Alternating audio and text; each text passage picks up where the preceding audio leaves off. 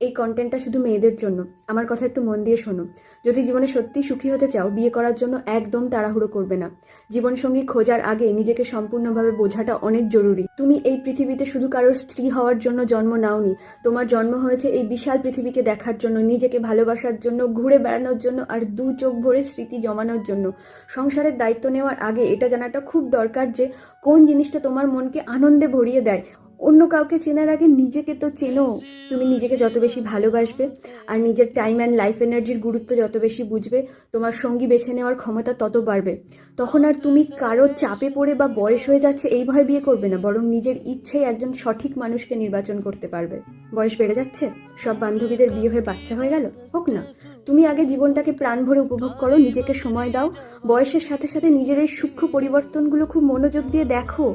এত তাড়াতাড়ি সেটেল হওয়ার বা অন্যের কথাতে নিজের জীবনটা এভাবে কম্প্রোমাইজ করার কোনো দরকার নেই।